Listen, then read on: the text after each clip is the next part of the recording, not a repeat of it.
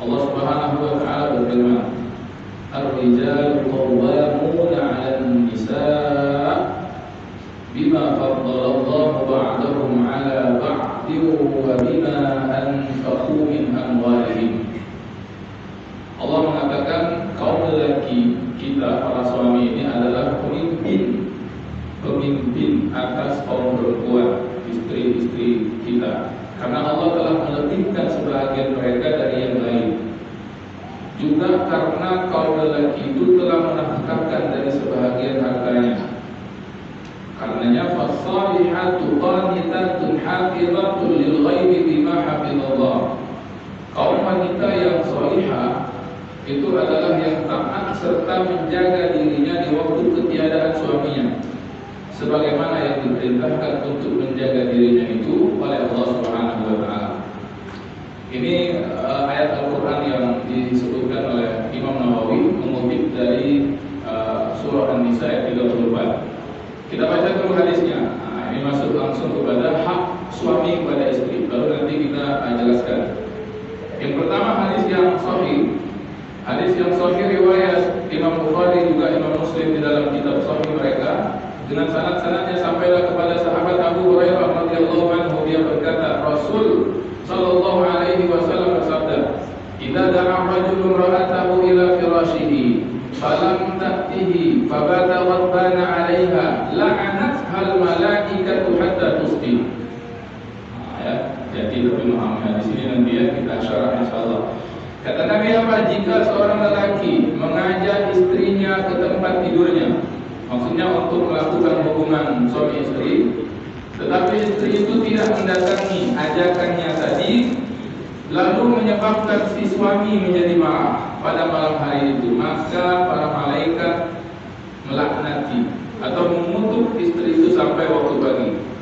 Di riwayat yang lain dikatakan, "Idza badatil mar'atu hajaratan firasha zawjiha la'anatha al-malaikatu hatta tusbih." Dalam riwayat yang lain dikatakan, Rasul bersabda, apabila seorang istri meninggalkan.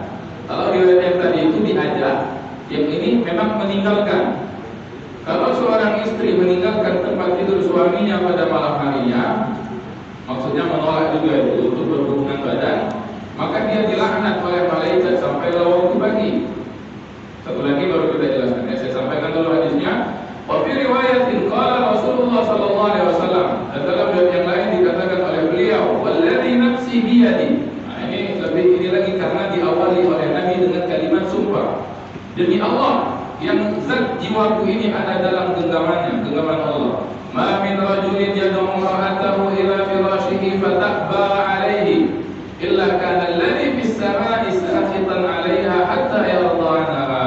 Ya, demi zat yang jiwaku ada di dalam genggaman kekuasaan Allah, tak ada seorang lelaki, maksudnya seorang suami di situ, yang mengajak istrinya untuk datang ke tempat tidurnya, lalu istri itu menolak ajakannya, melainkan semua penghuni yang ada di langit, yakni para malaikat-malaikat Allah, semua murka pada wanita itu sehingga suami rela atau memaafkan dari apa yang terjadi ini. Nah, ini kita syarah dulu. Jamaah yang dimuliakan Allah Subhanahu wa taala. Tadi Imam Nawawi mengutip ayat surah An-Nisa di awal yang menerangkan tentang seorang lelaki itu qawwam. Nah, ini dulu harus dipahami bahwa kaum suami atau laki-laki ini adalah qawwam. Qawwam itu apa? Bahasa kita yang mudahnya pemimpin. Ya, pemimpin terutama dalam kehidupan rumah tangga, hal ihwal kehidupan di dalam rumah tangga, ngatur, mengawasi ya istri sebagai kawan hidup, juga kemudian memerintahkan yang baik dan kemudian mengajaknya untuk berbakti taat kepada Allah Subhanahu wa taala. Ya, sebagaimana kemudian pemahaman sebaliknya si istri yang manut kepada suami selagi mana itu perintahnya dalam ketaatan. Ya, baru nanti kalau misalnya datang perintah dari suami itu atau ajakan dari suami itu kepada perkara maksiat, baru boleh untuk kemudian ditolak. Sebagaimana kaidah yang sering disampaikan, la ta'ata li makhluqin fi maksiatil khaliq. Tak ada ketaatan pada makhluk siapapun dia kalau itu dalam masalah buat maksiat dengan Allah Subhanahu wa taala. Ya, baru tidak ada sam'an dan ta'atan, tak ada mendengar dan tak ada taat. Tapi kalau yang diperintahkan itu yang dia berikan dari nafkah, dari hartanya kepada istri. Nah, ini juga menjadi dalil ya. Di sisi yang lain bahwa nafkah dalam kehidupan rumah tangga itu kewajiban kewajiban suami kepada istri, bukan sebaliknya. Ya, bukan juga sama-sama. Nah, ini kan di kehidupan hari ini ketika misalnya suami dengan istri sama-sama bekerja. Ini kondisi yang tak terelakkan kita temukan di kehidupan hari ini. Tapi tetap kewajiban nafkah dalam rumah tangga itu menjadi kewajiban suami, walaupun istri bekerja. Ya, walaupun istri bekerja. Apalagi kebaliknya, yang nyari duit bini, laki nerima di rumah. Aduh, satu banyak juga hari ini. Ya, aku bahas dusun kami itu ya. Cepat bino ini, terlalu cepat munyikan pengayu kalau perahu itu. Aku bahasnya lagi. Intinya bahwa istrinya yang begawi, suami nerima. Suami tidak begawi. Ya, nah, ini dunia terbalik namanya. Ya. Dunia terbalik. Nah, harus hati-hati. Ini ayat menerangkan tentang itu. Nah, karenanya seorang perempuan atau seorang istri yang sudah dibimbing dengan baik, yang sudah diberikan nafkah, ya, dilanjutkan ayat itu dikatakan fasalihatu, perempuan yang salehah, istri yang salehah, qanitatun, yang itu orang yang taat, perempuan yang taat, perempuan yang abidah, ya, perempuan yang sembah Allah dan taat kepada suaminya, termasuk hafizatun lil ghaibi bima hafizallah, ya, dia menjaga segala sesuatu pada saat ketiadaan suaminya, hartanya, marwahnya, ya, dan sebagainya yang berhubungan dalam kehidupan rumah tangga. Jadi suami istri, ya, dalam kehidupan rumah tangga, dari ayat An-Nisa ini ada beberapa turunan seperti yang kita sebut tadi, baik itu berupa hak maupun juga kewajiban. Nah, itu syarat daripada ayat An-Nisa. Baru kita lihat dari hadisnya. Masuk kita di hadis yang pertama.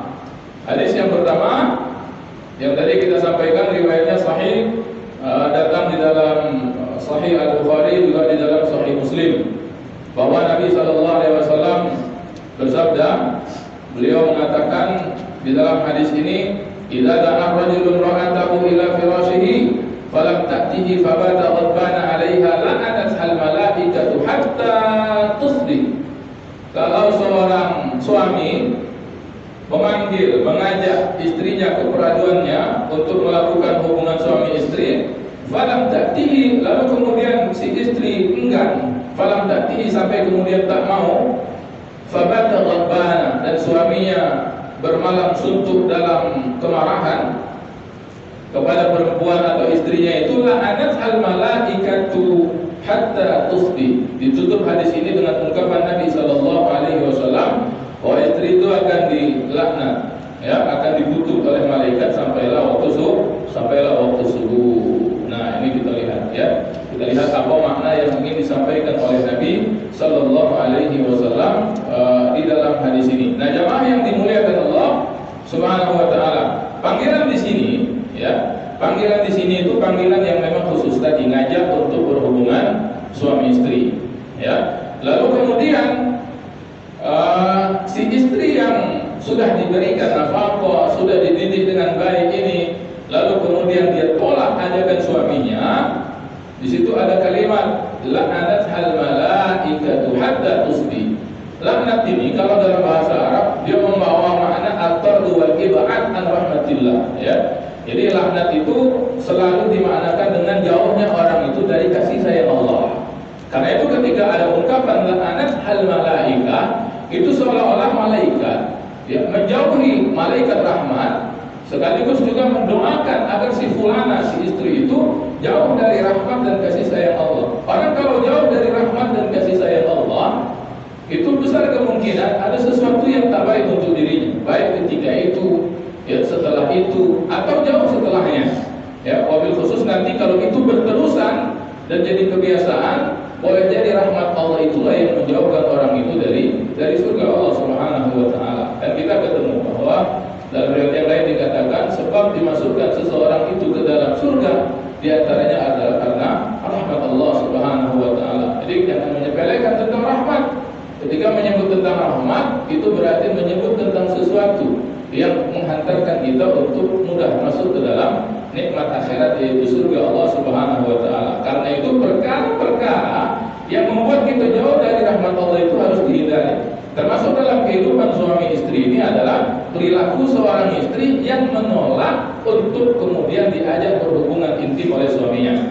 Nah, ini disebutkan dari la'anat harhul malaikata hatta tusbih. Ini kalimat atau riwayat yang pertama. Riwayat yang kedua memakai bentuk kata hajarat.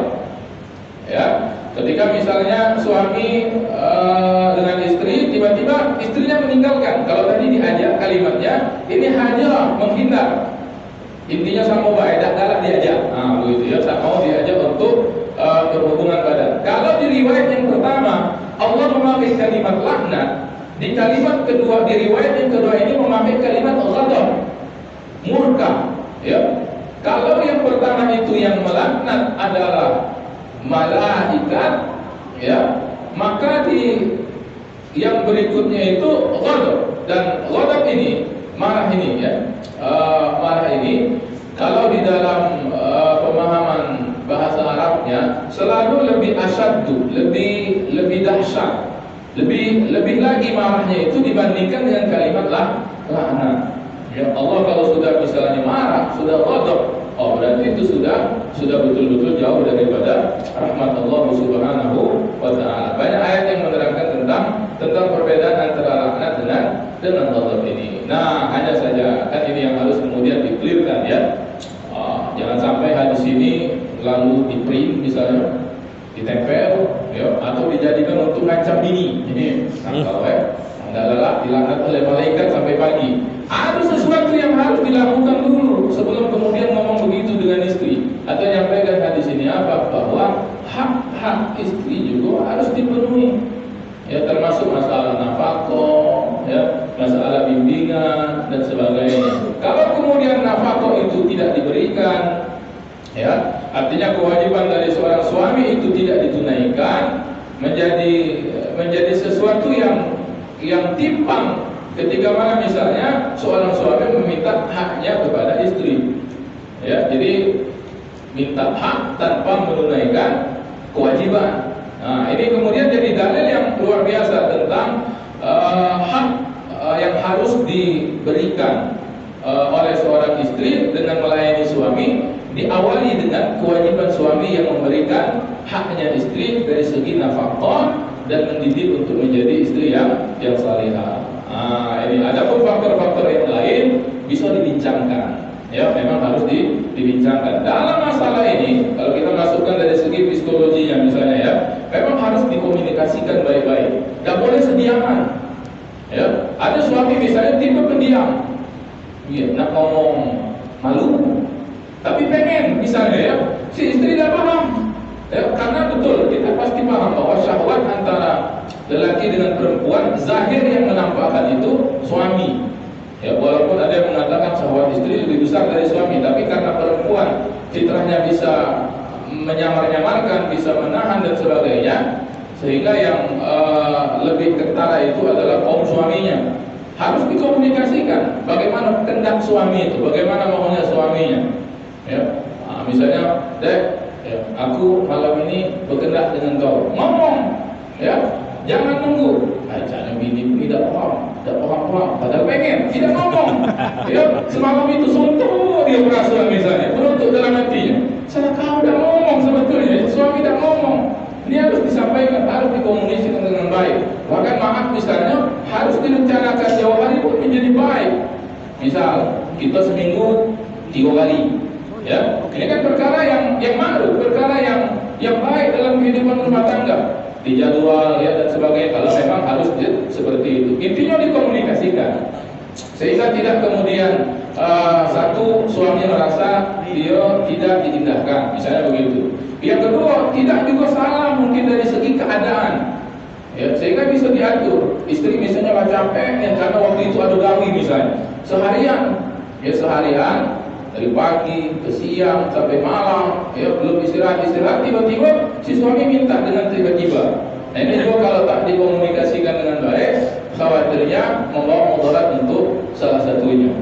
Kan kalau misalnya ngomong awal-awal, mungkin si istri pacar nengok-nengok. Oh, berarti kalau minta malam ini, berhenti gawe itu sampai asar, istirahat dulu. Ya, nah itu bagus untuk dikomunikasikan. Jangan sampai kemudian komunikasinya macet, ya sehingga kemudian membawa mudarat untuk salah satu pihaknya, baik si suami ataupun istri. Ini di luar kondisi misalnya kejadian-kejadian khusus, ya seperti misalnya Nabi SAW satu waktu tiba-tiba pulang ke rumah karena ada sesuatu yang membuat syahwat beliau naik di luar rumah, sehingga beliau mengatakan kalau sedang dalam keadaan itu baliklah engkau ke rumahmu, ya. Karena apa yang ada di rumah, apa yang ada di luar juga ada dengan apa yang ada di rumah. Ini kan tapi kan tidak setiap saatnya itu. Oh, begitu setiap saatnya itu ajak terus istri kemana-mana. Ya. Kalau misalnya keadaannya itu terus kan itu keadaannya khusus, ya. Tidak setiap saat begitu. Ini kondisi ini memang harus, Pak, ya. Kita berapa kali mengadakan kajian seputar pernikahan itu. Baik saya sebagai pemateri atau kajian khusus perempuan yang isi istri saya biasanya itu, ya. Macam-macam bentuk yang satu ini. Antara satu orang dengan orang yang lain itu beda-beda, tidak bisa disamakan. Ada seorang perempuan itu ngomong, bertanya, ya, bukan pada saya ya, kajiannya khusus perempuan, yang isi juga ustazah, siap-siap nak berangkat begawi, ya, dan cantik-cantik, ya, suami ngajak. Nah kan ini dilema, apa memenuhi ajakan suami, dia, apa terlambat absen, ya, nah, ya. Nah, ini harus dijawab juga dengan bijak. Ya kalau misalnya itu cuma sekali dalam setahun kejadiannya itu, tidak apa-apa dipotong gaji dikit, ya. Cuma lah setiap minggu misalnya mah itu mintanya, iya, ya tahu nggak itu kakak mau nyuruh aku pegawai apa tidak? Nah, masalah begitu, ya. Nah ini memang harus komunikasi luar biasa dalam masalah kehidupan yang satu ini, ya, dalam masalah hubungan intim antara suami dengan istri. Karena memang luar biasa. Betapa banyak kemudian, ya, terpaksa terpisah seorang suami dengan istri karena urusan yang satu ini.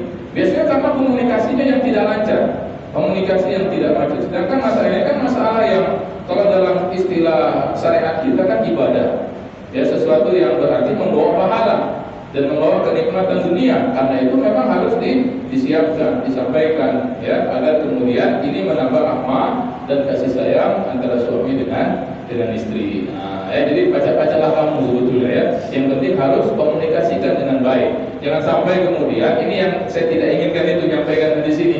Jangan sampai hadis ini selalu kemudian dijadikan untuk ngancam orang di rumah. Hadisnya, ya.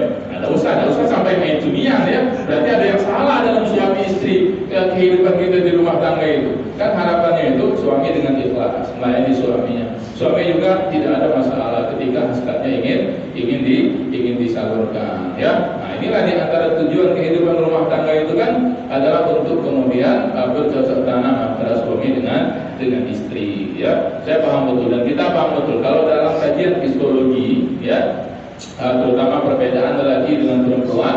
Kan laki-laki itu kalau dia sudah sampai hasratnya memang harus dituntaskan. Dia tak sama dengan perempuan yang mungkin bisa menahan, ya, bisa kemudian menyamar-nyamarkan hasrat dan sebagainya. Kalau misalnya ada perempuan, Ustaz sama kayak perempuan itu juga agak lain perempuan ini, ya.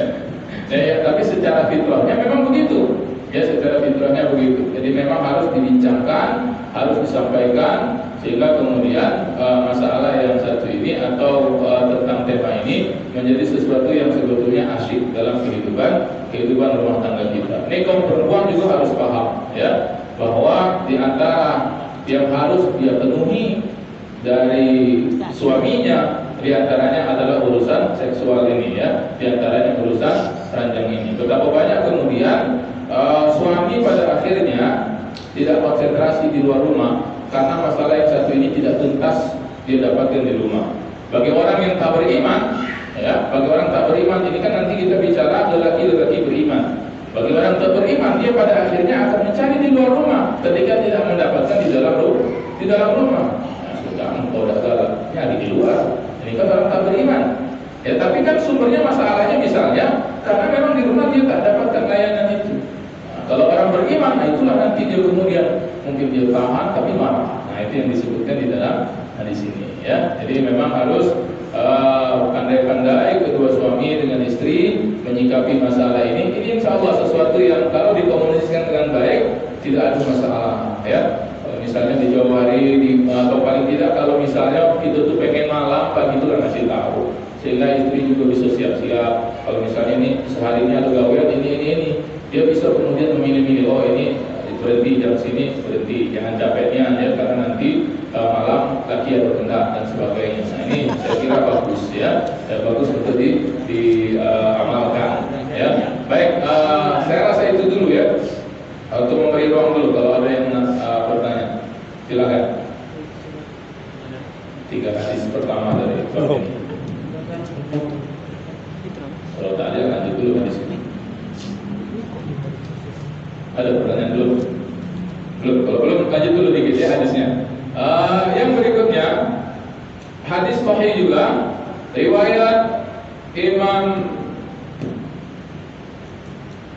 Bukhari dan Imam Muslim dalam sahihnya, dengan sanad keduanya sampailah kepada sahabat Abu Hurairah bahwa Rasulullah SAW bersabda, la yahillu limra'atin an tasuma wa zawjuha shahidun illa bi'izni wa la ta'zana fi baitihi illa bi'izni. Ini kan luar biasa di sini ya. Dikatakan di dalam hadis yang sahih ini, tak boleh, tak halal hukumnya seorang perempuan untuk berpuasa dan suaminya hadir bersamanya. Artinya suaminya lagi ada di rumahnya, tidak sedang mungkin safar, tidak sedang keluar kota, tidak sedang dinas keluar dan sebagainya. Suaminya ada di rumah kecuali atas seizin suaminya. Kalau suaminya mengizinkan, lanjutlah kalau nak puasa, baru boleh. Wala ta'zana fi baitihi illa biizni. Juga tidak diperkenankan, ya, tidak diperkenankan bagi seorang istri memasukkan laki-laki lain yang bukan mahramnya, ya, kecuali dengan seizin suaminya juga. Bahkan sebagian termasuk mahramnya, ya, termasuk mahramnya juga, kecuali dengan seizin istri, seizin suaminya, ya, kecuali ada seizin suaminya. Nah ini diantara hak suami kepada istri. Kalau 3 hadis pertama tadi lebih ke arah urusan ranjang, kalau yang ini hak suami kepada istrinya dari segi ibadah yang lain, dari segi puasa. Nanti ada juga irisannya dengan hadis-hadis yang awal. Nah ini harus dipahami. Seorang perempuan misalnya pengen dia puasa, puasa di sini, ya, termasuk itu puasa sunnah maupun puasa yang wajib menurut mayoritas ulama kecuali Ramadan. Kan puasa wajibnya ada beberapa. Ada Ramadan, ini wajib. Mau tak mau, kalau Ramadan, ya, tidak perlu izin suami. Ya, kakek ngomong kan besok masuk Ramadan izin puasa, tidak perlu itu ya. Ramadan. Kalau kemudian suaminya tidak izinkan, tak boleh, dosa suaminya kalau puasa Ramadan. Tapi kan ada bentuk jenis puasa wajib yang lain. Apa diantaranya? Bayar puasa Ramadan, kodok Ramadan itu kan wajib. Tapi karena keluasan waktu, ya, sehingga ketika misalnya berhadapan dengan suami yang ada di sisinya, kalau kemudian suaminya tak mengizinkan, jangan dululah bayar utang puasa ini, aku ada hendak dengan kau siang kaget. Kan puasa bisa diganti di hari yang lain setelah Ramadan itu. Nah itu karena luasan waktunya. Atau puasa yang sifatnya wajib yang lain. Apalagi kalau memang sunnah, ini datang Senin Kamis misalnya, pas suaminya ada di sisinya, ya. Kalau misalnya suaminya yang memang jenis pergi keluar atau LDRan, ya, suami di kota ini, istri di kota ini, tiba-tiba suaminya lagi cuti, balik ke rumah. Suaminya biasanya kalau suaminya di tempat kerja, si istri puasa sunnah Senin Kamis. Nah, datang hari Senin itu suaminya sedang cuti. Nah, yang dia puasa Senin Kamis itu kalau suami sedang hadir harus izin suaminya. Ya, kalau kata suaminya, ya gajilah nak puasa, boleh dia puasa. Tapi kalau suaminya ngomong, kakek dulu deh puasa ya, kan lagi cuti kakak, masih lagi cuti pegawai. Ya, kakek kalau kakak lagi pegawai baru kau puasa, jangan puasa, tak boleh, haram hukumnya. Kenapa? Karena puasa itu hukumnya sunnah, ya, sedangkan hak tadi itu mematuhi suami itu adalah wajib. Wajib didahulukan daripada yang sunnah, kan begitu kaidahnya. Nah, ya. Ini apalagi tadi kalau misalnya irisannya adalah tadi misalnya ke syahwat suami. Kan kalau orang puasa nanti jadi haraj. Perempuan misalnya nak puasa, tiba-tiba istrinya suaminya galak, otomatis puasanya nanti jadi batal. Maka lebih baik memang dari awal. Kalau misalnya suaminya tidak mengizinkan, jangan dia puasa. Nah, itu maksudnya ya, supaya tidak terjadi haraj, tidak terjadi kesulitan. Walaupun misalnya juga ternyata suaminya, ya, tidak ada pengen yang itu, tidak ada pengen berhubungan badan, tapi memang dia dah galak, dah izinkan. Ya. Si istri tidak mesti tahu, Kak, apa kamu dah izin kamu puasa? Ya, tidak mesti tahu. Kalau suaminya ngomong jangan puasa deh hari ini, maka si istri harus taat tanpa dia perlu tahu apapun alasannya.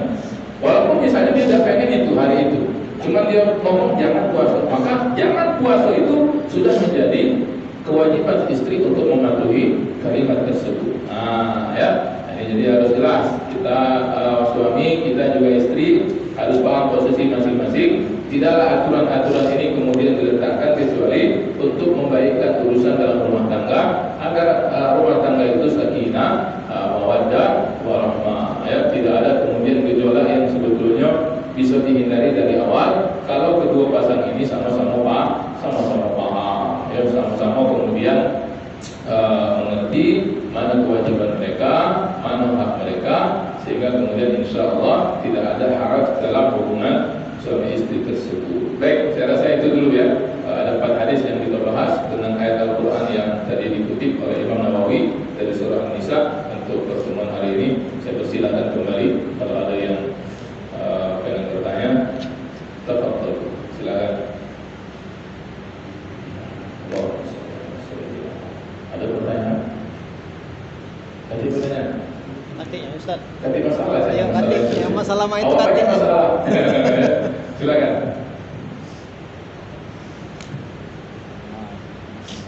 Maju. Kenapa ya tadi? Tidak.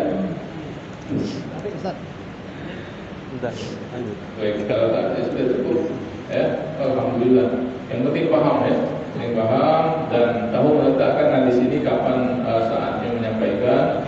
Boleh disampaikan, boleh, ya, disampaikan sebagai bentuk pembelajaran di rumah tangga. Kan ini hubungannya dengan kehidupan rumah tangga. Jadi harus tahu, ya, harus paham. Oh ini, ya. Bukan untuk mengancam. Sebab kalau sudah mengancam dengan hadis itu berarti ada sesuatu yang tak benar sebelumnya itu antara suami dengan istri, dan itu harus diislah, ya, harus kemudian diperbaiki. Saya sering sampaikan bahwa permasalahan dalam kehidupan rumah tangga itu seringkali macet karena sebetulnya paling banyak diawali dengan komunikasi yang tidak lancar dalam banyak hal, ya, dalam perkara kehidupan rumah tangga biasanya diawali dengan komunikasi yang tidak lancar. Kadang-kadang sesuatu itu nampaknya sederhana, datang misalnya kepada mungkin seseorang yang bisa mendengar, ya ustaz atau psikolog dan sebagainya, setelah dirunut akhirnya bisa paham, oh ini di sini.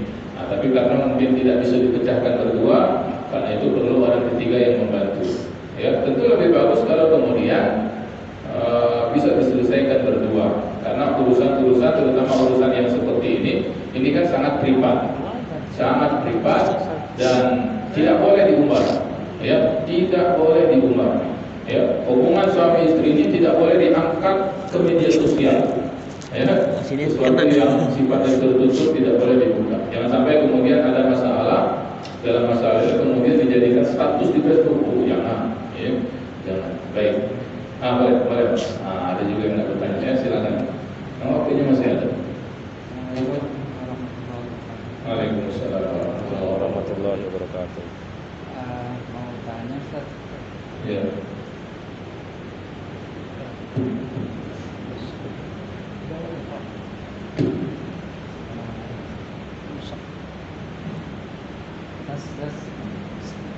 Langsung aja ya. Langsung aja Pak. Kalau suami dan pada saat itu menginginkan, tapi pada saat itu juga karena ada halangan ya si istrinya ini, apakah itu menjadi kewajiban istri untuk melayani atau menolaknya gitu? Ya, bagus sekali pertanyaannya.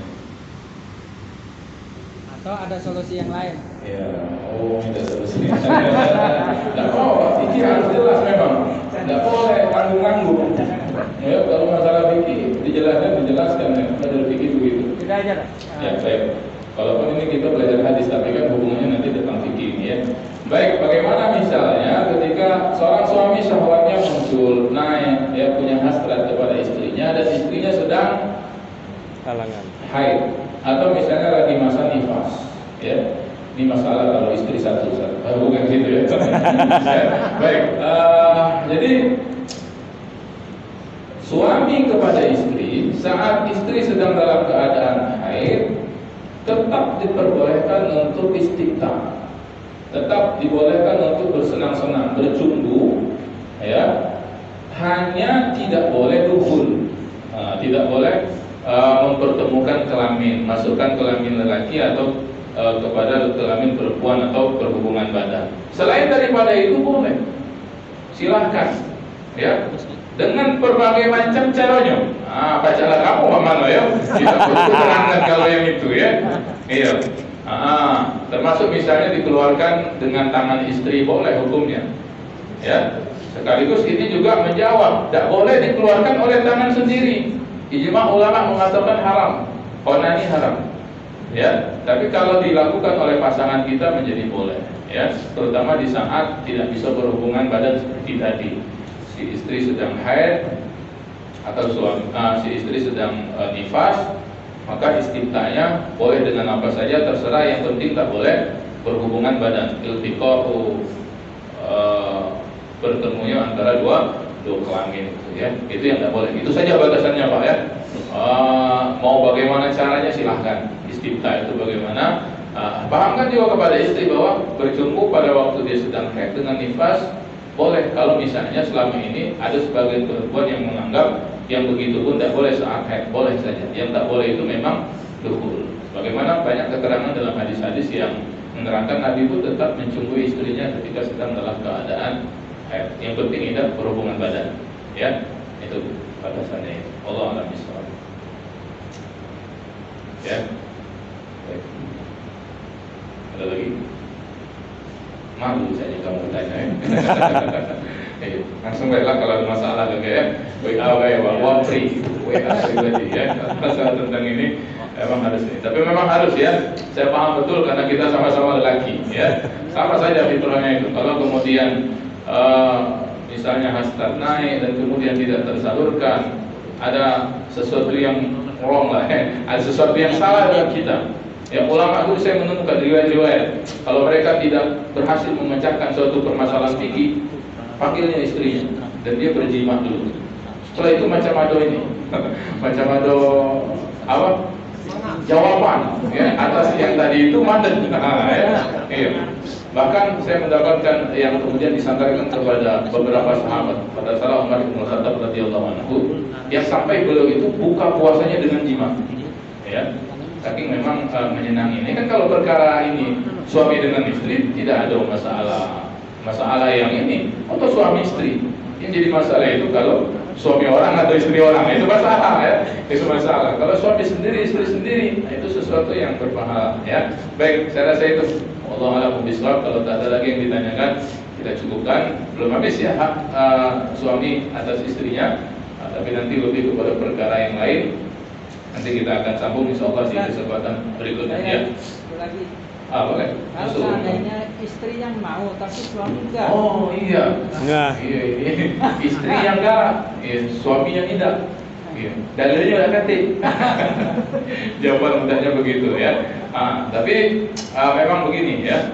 Tadi yang saya sampaikan bahwa harus ada komunikasi yang baik antara sepasang suami istri itu sehingga bisa saling kemudian memahami kapan waktu terbaik untuk melakukan ini. Ya, di waktu yang panjang mungkin bisa lebih lama bersungguhnya, ada waktu-waktu yang mungkin bisa sebentar dan sebagainya. Ya, sehingga kemudian ini menyenangkan untuk kedua belah pihak. Tapi lazimnya tadi kenapa ada dalil seperti ini? Karena yang sering terjadi itu suami kepada istri mendapatkan penolakan istri. Ya, walaupun mungkin ada seperti yang ditanyakan oleh beliau tadi. Ya, si istri yang kemudian ngajak suaminya yang galak. Nah, ini harus dicarikan juga solusinya ya. Tapi kalau ditanya ada dalilnya, saya tak ketemu dalilnya itu ya. Ya, karena lazimnya awaliyahnya begitu. Ada sebagian yang menjadikan dalil ini juga untuk kejadian sebaliknya. Sehingga kemudian tadi kunci dan solusinya memang harus dibicarakan baik-baik ya. Tapi fitrah perempuan itu yang secara umumnya bisa menahan sehingga kemudian dia bisa menunda keinginan itu ya. Ini kalau suami soleh, istri soleha, Insya Allah, dan mudah-mudahan perkara ini bisa dibincangkan dengan baik sehingga bisa tetap ada solusi-solusi, opsi-opsi ya untuk urusan yang satu ini di tengah-tengah kehidupan mereka, dan mudah-mudahan menghindarkan mereka dari jatuhnya dalam perbuatan yang tertutup atau perbuatan zina dan sebagainya. Nauzubillah min zalik. Ya, saya rasa itu Pak ya. Insya Allah mudah-mudahan cukup. Kita akhiri dengan membaca doa penutup majelis. Allahumma rizqna fahman nabiyyin wa hifdzal mursalin wa ilhamal malaikatil muqarrabin. Allahumma faqihna fid din wa 'allimna at-ta'wil ya rabbal alamin. Wa subhanaka Allahumma wa bihamdik nashhadu an la ilaha illa anta nastaghfiruka Allahumma wa natubu ilaik. Walhamdulillah rabbil alamin. Wassalamualaikum warahmatullahi wabarakatuh. Waalaikumsalam warahmatullahi wabarakatuh.